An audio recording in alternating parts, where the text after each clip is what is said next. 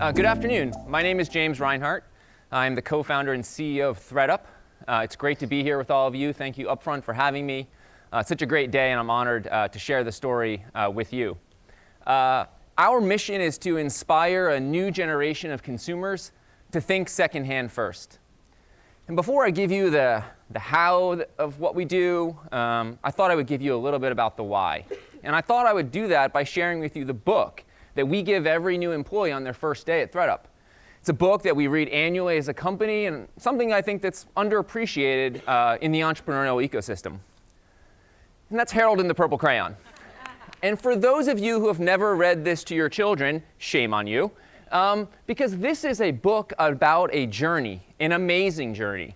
And there are three things that Harold talks about that we internalize at thredUP as our values. The first is about persistence. You know, this shit's hard, right? And you have to persist through so much of the turmoil. Harold gets himself into trouble, and he gets himself out of trouble. You know, when you start a company, nobody hands you a playbook and says, do it like this. It's all about creativity. This is a guy who draws himself a new path and then realizes he put himself on a boat to nowhere. And it's his creativity that figures out how to get out of that problem. And finally, look, I have a hard time talking about never having enough people or never enough time or never enough money when this guy's got just one crayon, right? Limited resources is what startup founders and companies that try to scale have to deal with all the time. And so those three things, right, are part of the ethos of how and why we do what we do at thredUP. And I deeply believe that founders and companies that start with a set of core values and hire people around those values can truly achieve extraordinary things. And so let me tell you what we've been up to. I was here a few years ago, and I shared the story of the problem we were trying to solve. People have closets full of clothes that they don't wear. $500 billion worth of stuff sitting in all of your closets. And so we figured out, hey, this is a broken market. How do we solve this market? And what we did was we invented the thredUP bag. And while simple on its face, it's got some powerful attributes. So this is the way it works. We send you this prepaid bag. It holds a laundry basket worth of stuff. You fill it with everything that you're no longer wearing, and you pick it up, and we pick it up at your doorstep. It's convenient, it's prepaid. Then we take all that stuff, and we pay you for all the things that we can resell.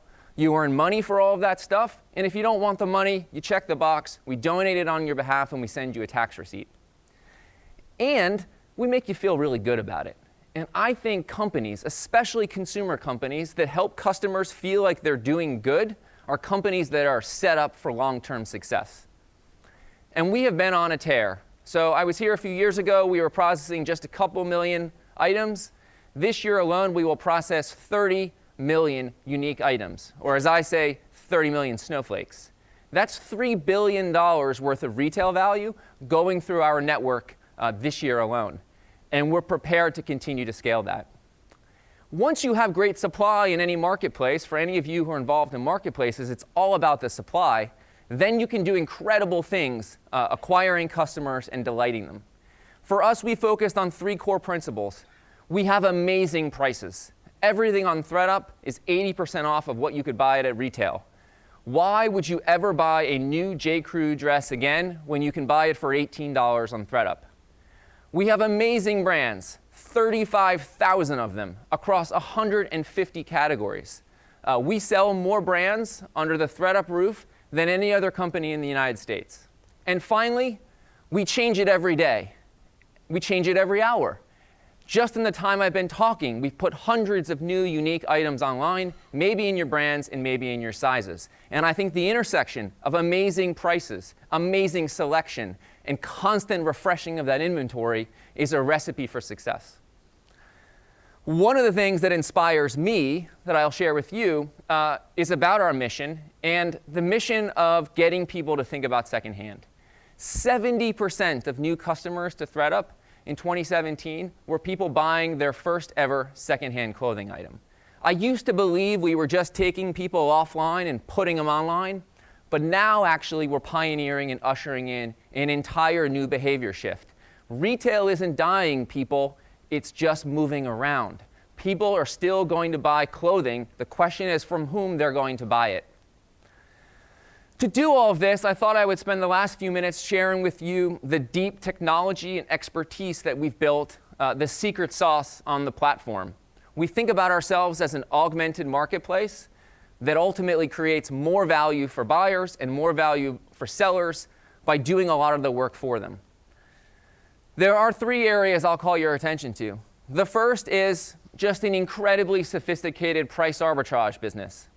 We sell 35,000 brands across 150 categories. How do we do it and make money?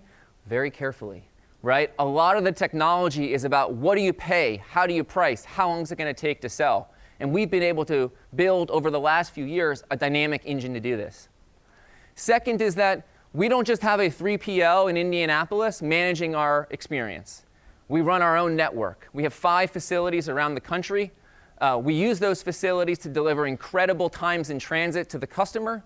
We use those facilities to lower our shipping costs. And we use those facilities to regionalize our assortment. It turns out the people in Florida, right, they don't need to see the same stuff as the people in New England, especially not when it's fall. And those 3 things allow us to do some really magical things on the inventory side. Finally, process automation. What does it take to ingest 30 million items every year? It's about how do you take 75 million photos, right? How do you merchandise? How do you itemize? How do you do the pricing? All of that is about process automation, building an engine for the future, building an engine for resale in the future. I wanted to give you a little bit of a behind the scenes of what it looks like inside one of our facilities. And it's Willy Wonka stuff. There are conveyors coming in and out. This is a facility that stores 1.5 million items in dynamic storage. Imagine a football field full of carousels, then put another football field on top and another football field on top, and you start to get the picture of what it takes to build the future of resale. I told you we processed $2 billion to date, that will process $3 billion this year. When you build a platform like this, you design it to scale. What you're building is the future, right? And we believe in the power of secondhand to do better for customers. By 2030, $150 billion worth of retail will go through thredUP's network. That will make us, at that time, the largest domestic producer of apparel in the US. Finally, and when you think about our business, we take the network effects of buyers and suppliers. We take amazingly deep operational expertise, the moat that we've created. And we layer on top of that a proprietary supply chain that we control. And that gives you a platform for innovation. So to close, I think about this platform of the future across these dimensions. First, what does it look like to build a true omni-channel retailer of the future in secondhand? We've opened 3 stores to date. I don't see any reason why we won't have 100 more. Second, we used to just do everyday brands. And then customers kept saying, can I just send you everything? And finally we said, OK. And now from Gap to Gucci, you have one bag. You put it all in the bag. We pay you a superior market price than you could get anywhere else. Third, a lot of customers came to us and said, I love the idea of secondhand. I'm just not sure how to get started. Can't you help style something for me? And so we invented our Goodie Box platform, which launched in December. You fill out a simple questionnaire. You give us a deposit. We put together 15 items of amazing apparel, amazing secondhand at incredible prices. We send it to your door. You keep anything you want. You send the rest back. Finally, we're building the first private label brand designed for resale. Imagine a world where when you buy something, the company says, instead of giving you a big discount, they say, you know what? Here's what we'll do. You buy it. When you're done wearing it, in about a year, because that's how long it takes, we'll buy it back for you for 30% of the price that you paid, and then we'll put it back in our ecosystem. And I think we can usher in a new wave of thinking about how a new retail and resale works together. And so that is the story of thredUP. I will be here all afternoon and this evening. If any of these things are interesting to you, I would love to talk to you. Let's have a drink. Thank you very much.